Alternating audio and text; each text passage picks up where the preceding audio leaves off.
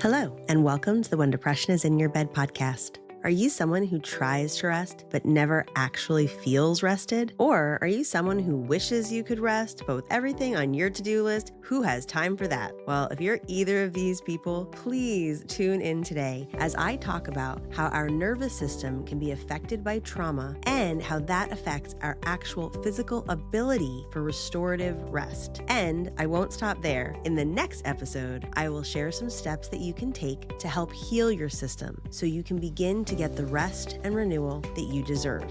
I'm your host, Trish Sanders, and I am delighted that you are here. Let's get started.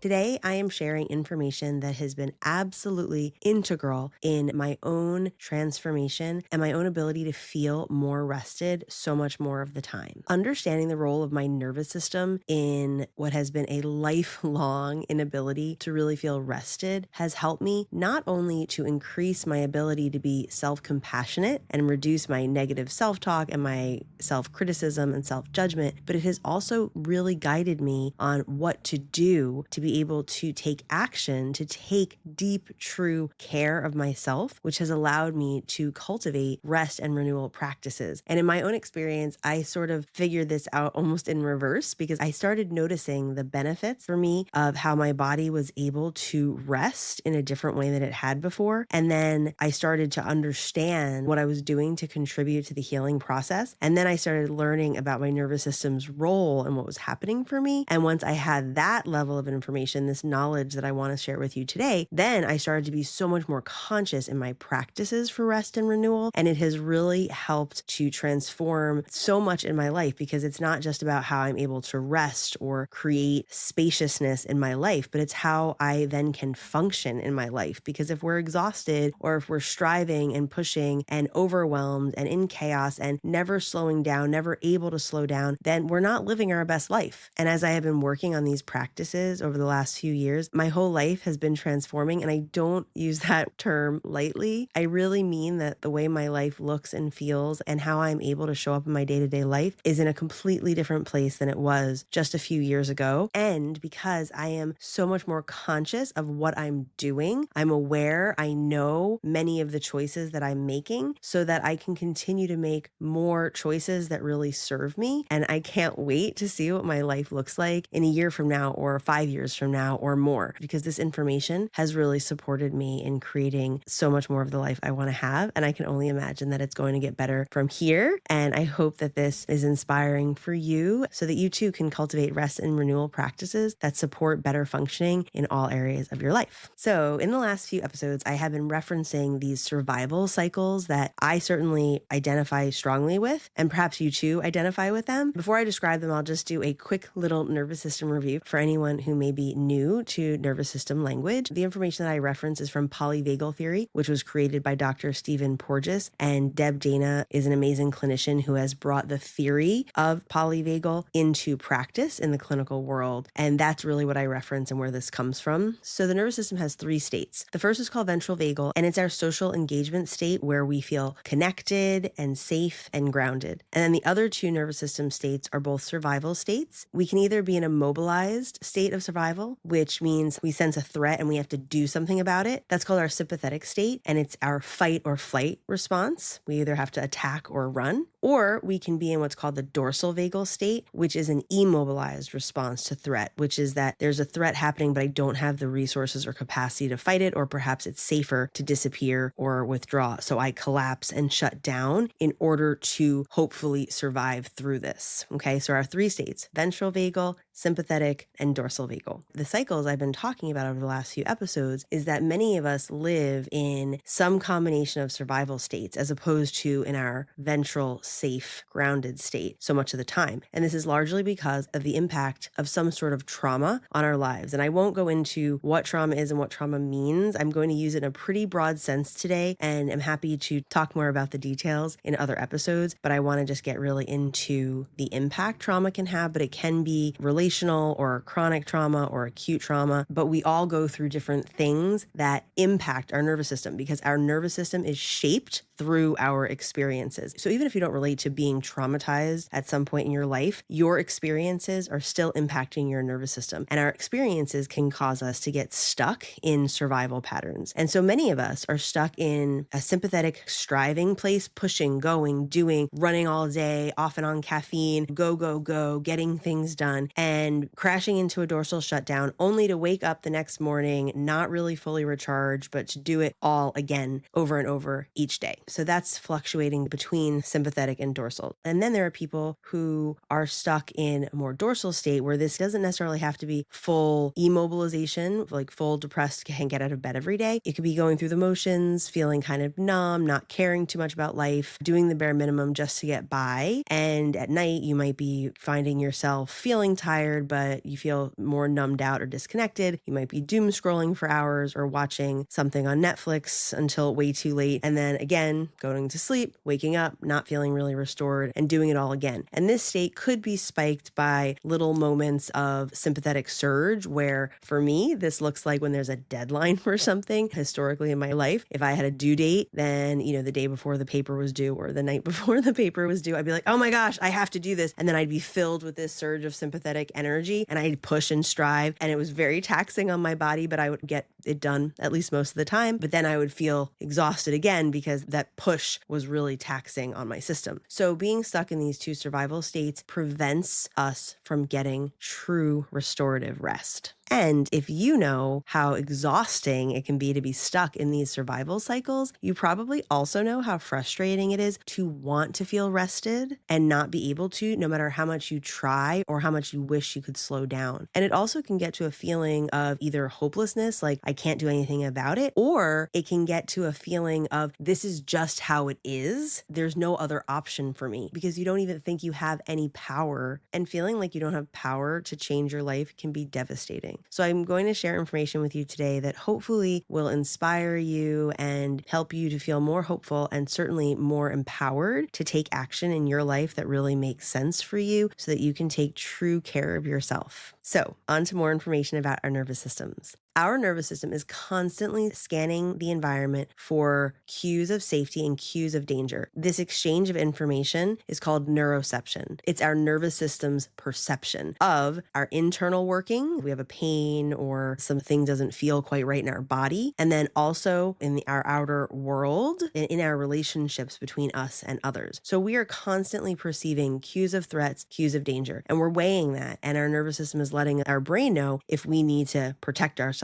in some way. And in order to truly rest, we have to have a neuroception of safety. And what this means is, if you imagine a scale, the weight of our cues of safety must be greater than the weight of our cues of danger. And then our body knows, like, oh, okay, I'm safe, I'm able to rest. But if our cues of danger are heavier, if they outweigh our cues of safety, restorative rest is not accessible to us because our brain is receiving the message that protection is the priority. And that's what we have to focus on. And as is the case with trauma, when we have had the experience of being unsafe, our nervous system's ability to perceive safety can be disrupted. And even safe moments, when we are actually safe, our bodies may remain stuck in a state of defense, in a state of protection. And we cannot rest when our body is on guard. And with trauma, our ability to move with flexibility through all of our nervous system states, because they're all very necessary for our body to function. And of course, when there's a real cue of danger, when there's a true threat, we need our body to be able to go into our sympathetic fight or flight defense mode to protect us. And there's a lot of times when being in a withdrawn shutdown of dorsal is also really serving us. And so we actually want to have flexibility. We want our nervous system to be able to move through all of our states appropriately when the situation really calls for it. But when we experience trauma, our nervous system flexibility can be impacted and we might not be able to move so freely. We might end up getting stuck. We may not be able to access ventral safety and groundedness in the way that we were born to be able to. And safety cues may not actually register as safety cues. We may be paying attention so acutely to cues of danger that we miss cues of safety. And our sympathetic fight or flight system system may end up staying online even when there's not a cue of imminent danger present. Or we may be stuck in our dorsal state feeling numb and disconnected and have a real lack of energy to do anything about anything. So what does this all mean? When our nervous system is impacted by trauma or challenging experiences, instead of being able to experience true restorative rest, our nervous system may be stuck in either hyperarousal and our body can't relax, slowing down doesn't feel safe, or we end up getting stuck in a state of hypoarousal in which the body shuts down in order to protect itself and we are not able to benefit from restorative rest. And instead we end up just feeling fatigued and disconnected and numb. So I think it's really important to know that trauma can affect the body's capacity for rest, and our nervous system can be rewired for protection rather than restoration. And when your body is stuck in that sympathetic state, when you try to rest, you may end up experiencing a racing heart or agitation. It might feel difficult to rest. You may end up needing some help to rest. That's like a glass of wine at night or a sleeping pill or something like that, some sort of downer because your body doesn't feel safe enough to actually slow down. Or if you're stuck in that dorsal experience, you may be feeling numb. And even though you might be exhausted, you might not go to sleep. You might just be stuck doom scrolling or something like that until your eyes can't stay open anymore and you fall asleep, but your body doesn't actually experience that restorative rest. And trauma can also make it harder to sustain connection with our ventral experience, which is really our authentic self. So the bottom line is that unless your body can actually feel safe, you are not going to be able to experience restorative rest. And many people may be being told things like, just slow down, just relax, just take it easy. But if you're stuck in sympathetic, slowing down is not that simple. And slowing down itself may be a cue of danger. So even though you may be longing for rest and the idea of a vacation might sound wonderful in your head, when it comes into actual practice, if you try to slow down, that in of itself may be the perceived danger. And this can be the case if we had the experience of needing to stay alert, keep moving, keep producing, and that doing that has helped us survive in the past, and that can contribute to our nervous system getting stuck in that go mode. This is also true even if this wasn't necessarily your personal experience. If your ancestors had this experience that they had to keep moving, keep producing, stay alert to stay alive, then being stuck in sympathetic state can be passed on to you because trauma can be inherited, as can healing, which is the really good news and such an important part of what I'm sharing today because you're not stuck, even if you're stuck right now.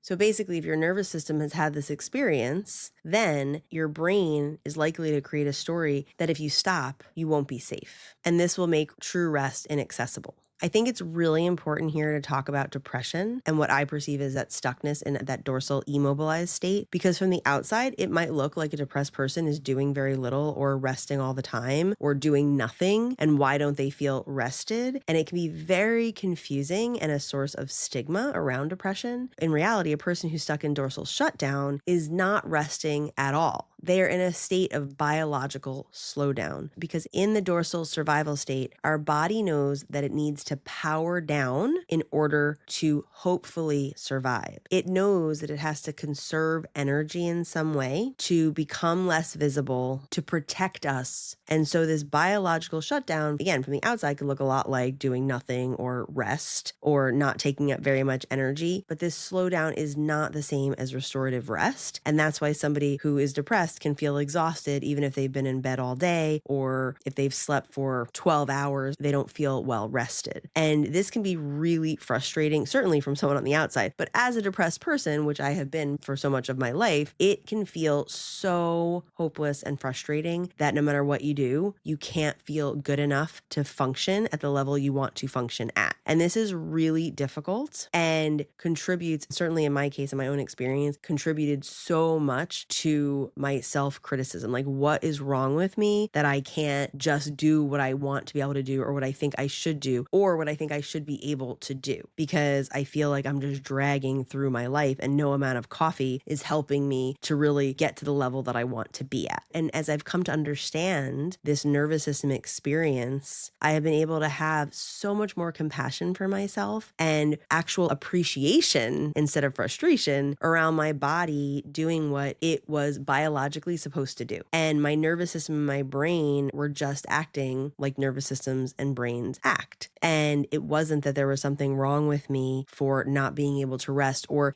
beating myself up at night when I stayed up way too late, when I knew I was exhausted and then I feel terrible in the morning and I'm so frustrated. Like, why didn't I just go to sleep? Why can't I just go to sleep? But for most of my life, I knew that going to sleep earlier would be better for me, but I just couldn't do it. And now I understand that was a nervous system piece that slowing down into rest, like full rest, going to sleep felt like a cue of danger for me. And so my body wouldn't let me do it. And so I would stay awake way too late doing things that probably were not a priority. And the conscious story a lot of the time was, well, I don't have any downtime during the day. I have so much going on in my life. I need this time to unwind. And some of that was probably true, but realistically, as I have come to do my own inner work, I realized how much of this was my nervous system and the impact of my life experiences on my nervous system, preventing me from being able to have that flexibility and allow true rest to feel safe. So in closing for today, I really want you to hear that trauma doesn't keep us from resting just by making us stuck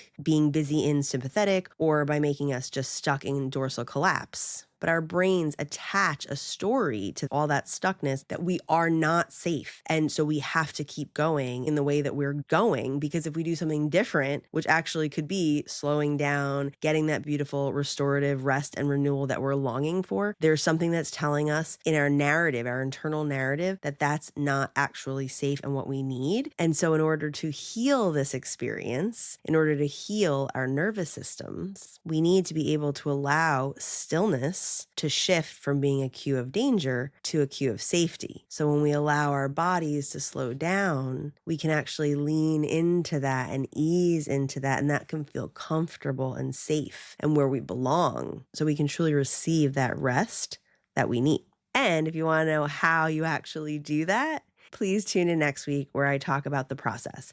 In the meantime, please check out my free resource on 100 practices that can help make rest and renewal more accessible to you. It's a great place to begin, and you can really check in with your nervous system to see what practices feel like they're accessible, like they're achievable, things that you can try. To receive the free guide, you can go to regulatedrelationships.kit.com/rest. And you can also go in my show notes right below the podcast title. And there's a link there for you to get that free resource as well. And it is filled with simple things that you can start doing today to help heal your nervous system so you can finally get the rest that you're longing for. I look forward to talking more with you next time.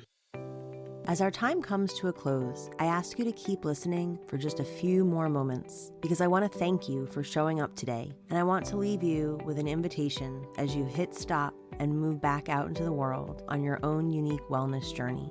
In order to move from where you are today to the place where you want to be, the path may seem long or unclear or unknown. And I want you to know that if that seems scary or daunting or downright terrifying or anything else, that is totally okay. Know that you do not have to create the whole way all at once. We don't travel a whole journey in one stride. And that is why my invitation to you today is to take a step, just one.